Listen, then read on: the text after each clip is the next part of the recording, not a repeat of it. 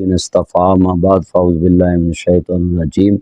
بسم اللہ الرحمن الرحیم ما کان محمد ابا احد من رجالکم ولکن رسول اللہ وخاتم النبیین صدق اللہ مولانا عظیم۔ معزز سامعین حضرات، آج میں سیالکوٹ کی ایک معروف شخصیت عظیم مذہبی اسکالر علامہ عبدالحمید چشتی صاحب دامت برکاتہم العالیہ مدظ العالی، یہ نوجوانوں میں پورے پاپولر خطیب ہیں اور انہوں نے پاکستان میں جو بھی کوئی مذہبی ایشو آتا ہے تو اپنی خطابت میں اس کا رد عمل دیتے ہیں۔ اگر ان جملوں کو میں دیکھوں جو آپ تک پہنچے ہیں تو وہ تو آپ سراسر اپنے موقف میں حق پہ تھے، تو ہم اپنا موقف آج ان کے سامنے دیا ہے اور یہی سٹیجوں پہ میں موقف دیتا ہوں پورے پاکستان میں کہ جس کا یہ عقیدہ ہے کہ حضور کے بعد کوئی نبی آئے گا وہ بھی دائرہ اسلام سے خارج ہے، اور جو ان کے بعد کسی کو نبی مانے اور ان کی سہولت کاری کرے وہ بھی دائرہ اسلام سے خارج ہے اور دنیا کا بدترین کافر ہے۔ ہم تو اس نعرے کے قائل ہیں، ساری دنیا میں نگاتے ہیں کہ تاجدار ختم نبوت زندہ باد زندہ باد، اور یہی نعرہ ہمارا جنت کا ذریعہ بننا ہے۔ دیکھیں ہمارے عمل میں کمی ہو، اللہ ہمیں معاف کر دے گا اپنے نبی کریم صلی اللہ علیہ وسلم کی شفاعت سے، مگر جس کے عقیدے میں ختمہ نبوت اور عقیدہ توحید میں کوئی فرق آیا تو اللہ نے معاف نہیں کرنا۔ ختم نبوت پہ ہمارے بڑوں نے قربانیاں دی، میر ابراہیم سیالکوٹی رحمہ اللہ نے، بڑے بڑے علماء گزرے، مولانا محمد حسین بٹالوی رحمہ اللہ، اور پھر ختم نبوت پہ کتنا کام پیر میر علی شاہ صاحب نے کیا، جی پیر جماعت علی شاہ صاحب، پھر سیالوی صاحب، سرگودا سے پیر سیال صاحب، جتنے بھی بڑے بڑے علماء کے ہم نام لیں تو آپ پیر اللہ الدین صاحب، ڈاکٹر طاہر القادری صاحب کے وہ مرشد ہیں، سبھی نے ختم نبوت پہ کام کیا۔ تو اور میر المجاہدین سب سے حال اس صدی میں سب سے زیادہ ختم نبوت کا نعرہ جو آپ کو نظر آیا، یہ حالیہ نموس رسالت کا جب مسئلہ بنا، جب ترمیم کا مسئلہ بنا ختم نبوت پہ، تو سید جی محترم شیخ الحدیث جی مولانا خادم حسین رضوی صاحب، مولانا سعد رضوی صاحب کے والد صاحب، جنہوں نے مولانا صدیق ہزاروی صاحب سے، مولانا جناب عبدالستار سعیدی صاحب سے، مولانا عبدالقیوم ہزاروی صاحب سے دین سیکھ کے اور لوگوں تک قال قال رسول اللہ صلی اللہ علیہ وسلم سٹیج پہ یہ حدیث کا کلمہ لے کر آئے، اور آج تک ان کے نام کے ساتھ عشق رسول کا نعرہ لگتا ہے۔ تو انہوں نے ختم نبوت پہ کام کیا، جس نے بھی کام کیا ہے اس کو عزت ہی ملنی ہے۔ تو انشاءاللہ ہماری تو عزت ہے ہی ختم نبوت کی وجہ سے کہ ہم ممبر پہ تب ہی بیٹھیں گے جب حضور کو آخری نبی مانیں گے۔ تو میں یہاں سب کو، پاکستان کے دوستوں کو اور حضرت صاحب کے جتنے چاہنے والے اور پوری دنیا کے مسلمانوں کو یہ اپیل کرتا ہوں کہ آپ کے پاس ہمارا موقف آ گیا ہے کہ ہم مرزے کو دنیا کا سب سے بڑا کنجر سمجھتے ہیں۔ اگر کسی نے آپ کے پاس کلپ کاٹ چڑھ کے بھیجا ہے تو وہ کلپ جو قیامت کو وہ بھی دیندار ہوگا، اور اگر ہم نے ارادتاً وہ لفظ کہیں تو ہم اس دنیا میں بھی اور آخرت میں بھی اپنے اللہ کے اور اس کے رسول کے مجرم۔ کیا لفظ جو لیڈر کہا، وہ لیڈر میں آج بھی کلپ موجود ہے، میں اس کو لیڈر نہیں کہا، وہ کہا کہ ان کا لیڈر ہے، یہ لفظ کہا انہوں نے، یہ ان کے لفظ کاٹ دیے، اور میں ہاں جی میں تو ان کا لیڈر کیا، ان کے جتنے بھی لیڈر ہیں خلیفے سب کو کنجروں سے بھی بدتر کو اگر لفظ ہے تو دنیا کے زندیق کافروں سے بڑھ کے 6.5 ارب کافر اتنے پلیت نہیں جتنا میں ایک مرزئی کو پلیت سمجھتا ہوں۔ اور یہ جو لفظ ہے کہ ان کے لیڈروں کو ہم نے کیوں احترام کرنا ہے؟ ہم احترام کرتے ہیں حضور کے قدموں کی خاک سے لگنے والی خاک کا، ہم احترام کرتے ہیں حضرت محمد مصطفیٰ صلی اللہ علیہ وسلم کے غلاموں کا، حضور کے غلاموں کا جو غلام ہے ہمارا وہ امام ہے۔ عالم دین ہے سیالکوٹ کے، بہت بڑے عالم دین ہے پاکستان میں، جانی پہچانی سید، میری ملاقات ہوئی تو علامہ صاحب نے پھر رد عمل دیا کہ جو ناصر مدنی سے اس کلپ کی وضاحت سے پہلے ملاقات کرے ہم اس کا ساتھی اس کو تصور کریں گے۔ تو ہم آج کٹھے بیٹھ کر یہ وضاحت کرنا چاہتے ہیں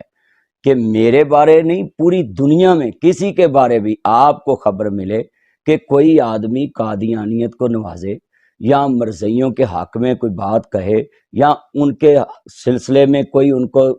دے کوئی سہولت، تو ہم اس کو سہولت کار کو بھی اتنا ہی جرم کا شریک سمجھتے جتنا وہ کرنے والے ہیں۔ جو مکتبہ اہل حدیث سے وہابیہ سے تعلق رکھتے ہیں ان کا ایک کلپ جو ہمارے پاس پہنچا جس میں قادیانیوں کے سربراہ کو لیڈر مانا گیا، اور کسی مولوی صاحب تقریر کر رہے تھے تو پیچھے مولانا ناصر مدنی صاحب کہتے ہیں میں بیٹھا ہوا تھا، اس نے قادیانی کو کنجر کہا تو مجھے بڑی تکلیف ہوئی۔ آج جب ڈسکس ہوئی تو انہوں نے کہا کہ میرے کچھ ایسے الفاظ جو بعض لوگوں نے کاٹ کے آپ تک پہنچائے ہیں، ہم نے ان کی اس بات کو قبول کیا، اور انہوں نے آج خود بھی اس کے اوپر رد عمل دیا ہے، اور وہ مرزا غلام احمد قادیانی کو دیوس کنجر ہی کہتے ہیں، اور اس کے سہولت کاروں کو بھی وہ کنجر ہی تسلیم کر رہے ہیں۔ تو یہ بڑی خوشی ہوئی ہے ان کے الفاظ سن کے۔ میرا اور ان کا نظریاتی اختلافات وہ اپنی اپنی جگہ پہ برقرار ہے۔ ہم اہل سنت ہیں، حنفی ہیں، اور میں الحمدللہ گولڑوی ہوں، اور ہم اعلیٰ حضرت گولڑوی علیہ رحمہ اور اعلیٰ حضرت بریلی علیہ رحمہ، حضرت مجدد الافسانی شیخ سرہندی علیہ رحمہ، حضرت داتا گنج بخش علی حجویری علیہ رحمہ آپ کے نظریے کے پاسبان ہیں اور قائل ہیں، اور اسی پر اللہ ہمیں زندہ بھی رکھے اور موت بھی نصیب فرمائے۔ اور ہمیشہ ہم نے کلمہ حق بلند کیا۔ پچھلے دنوں میں ایک صاحب سے، ہمارے علامہ صاحب سے ان کی ملاقات ہوئی، جس کے اوپر میں نے رد عمل دیا، تو اس کے بعد یہ سلسلہ شروع ہوا کہ ملاقات میں بیٹھ کے بات کریں گے۔ تو آج یہ بات ہو گئی ہے، تو انہوں نے اپنی وضاحت مولانا ناصر مدنی صاحب نے بیان کر دی ہے، آپ لوگوں نے سماعت کی ہے، اور جو لوگوں تک یہ پیغام پہنچے گا ان کو بھی یقیناً تمام باتوں کی آگاہی ہو جائے گی۔ بحمدہ تعالی میرے قبلہ والد گرامی علامہ مولانا محمد حنیف چشتی مدظ اللہ علی، محتمم جامعہ چشتیہ رضویہ ضیاء القرآن راہ والی ضلع گجرانوالہ، آپ نے جو میری تربیت فرمائی ہے، اس تربیت کے حوالہ سے ہمیشہ کلمہ حق بیان کیا ہے، اور جہاں پر بھی بیان کیا ہے بحمدہ تعالی صحیح معنوں میں میدان عمل میں اتر کر بیان کیا ہے۔ تو آج بھی جو رزلٹ ہے وہ آپ کے سامنے ہے کہ اسی کلپ کی بنیاد پر ناصر مدنی صاحب میری رہائش گاہ پہ آج تشریف لائے ہیں، اور وہ پہلی ملاقات جو کسی ایک صاحب سے ہوئی تھی تو میں نے اعتراض کیا تھا، تو آج اس کے ازالے کے حوالہ سے بھی، اور مرزا غلام احمد قادیانی دیوس، مکار، فریب اور شیطان جیسی خباثت دنیا میں پھیلانے والا، اس کے متعلقہ جو جملے آج مدنی صاحب نے بیان کیے ہیں، مجھے بڑی خوشی ہوئی ہے۔ تو بحمدہ تعالیٰ اگر ایسا نظریہ قائم رہے تو یقیناً پیغام جو ہے وہ اچھا عوام تک پہنچتا ہے۔ اور اس حوالہ سے آخری پیغام یہ ہے، مسئلہ ختم نبوت پر آج اتنی زیادہ ضرورت اس لیے پیش آ گئی ہے کہ ہمارے پاکستان میں، بالخصوص پنجاب میں، مدرسین کو، علماء کرام کو جو دیوار کے ساتھ لگایا جا رہا ہے، اور نوجوانوں کو مسئلہ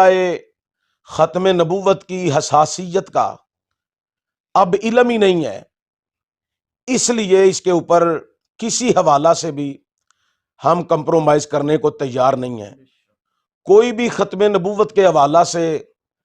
کوئی لوز گفتگو کرے تب بھی ہم برداشت نہیں کرتے، ختم نبوت پر کوئی حملہ کرے تب بھی ہم برداشت نہیں کرتے۔ رسول اللہ کی ناموس، حضور کے اصحاب کی ناموس، حضور کی اہل بیت اطہار کی ناموس، قرآن کریم کی ناموس، اس کے اوپر کوئی حملہ کرے ہمیں قطعی طور پہ برداشت نہیں ہے۔ تو میں عوام الناس کو آج یہ اس کلپ کے ذریعے بھی آگاہ کروں گا کہ خدا را اپنے علاقے کے مدرسین جو آپ کے مدارس میں بیٹھ کر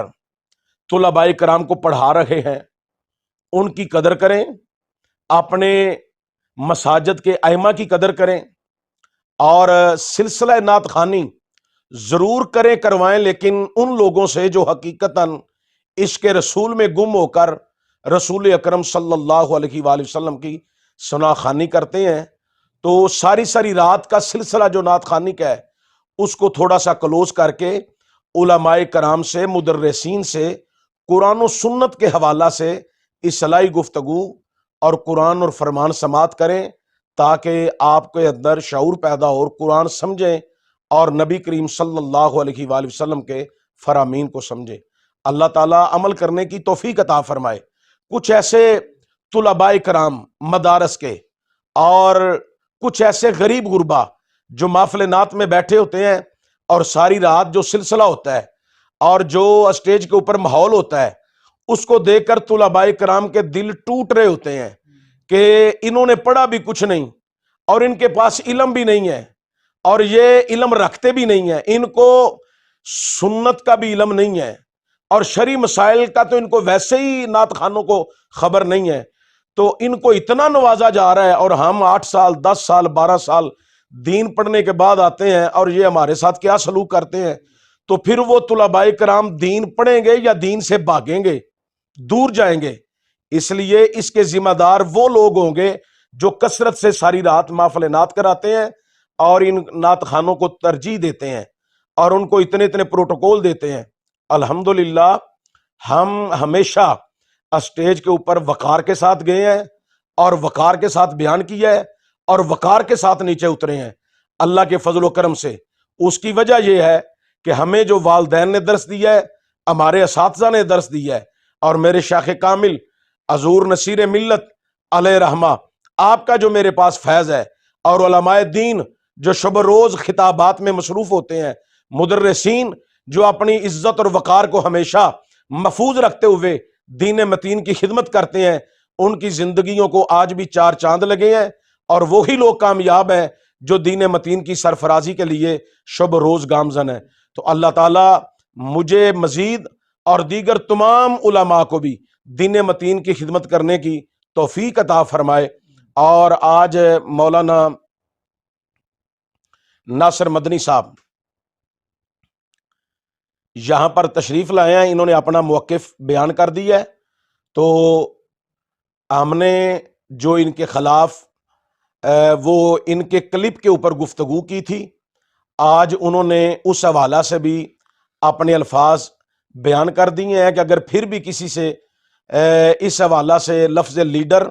اور لفظ کنجر کے حوالہ سے پھر بھی کسی کو دل آزاری ہے تو وہ اپنے الفاظ وہ بیان کر چکے ہیں۔ تو آپ ان کے کلپ سے بھی آپ سماعت فرما لیں۔ اللہ تعالیٰ عمل کی توفیق عطا فرمائے۔ اور پاکستان میں اسی طرح اگر کسی سے کوئی کمی پیشی ہو جاتی ہے تو فی الفور اگر اس کا رجوع کر لیا جائے اور اللہ رسول کی بارگاہ میں، کسی بندے کی بارگاہ میں نہیں، اللہ رسول کی بارگاہ میں توبہ کر لی جائے تو میرا خیال ہے اس سے عزت بڑھتی ہے، کم نہیں ہوتی۔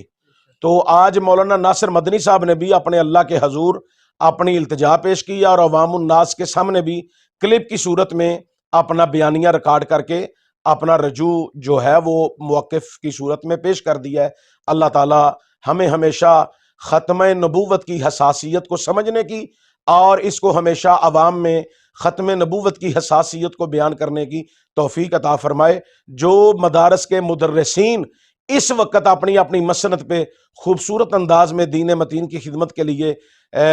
تدریس کا سلسلہ جاری رکھے ہوئے ہیں، اور ائمہ مساجد جو دین متین اور قرآن و سنہ کی اشاعت کے لیے کام کر رہے ہیں، میں ان کو بھی سلام عقیدت اور محبت پیش کرتا ہوں۔ وما علیہ الا البلاغ المبین۔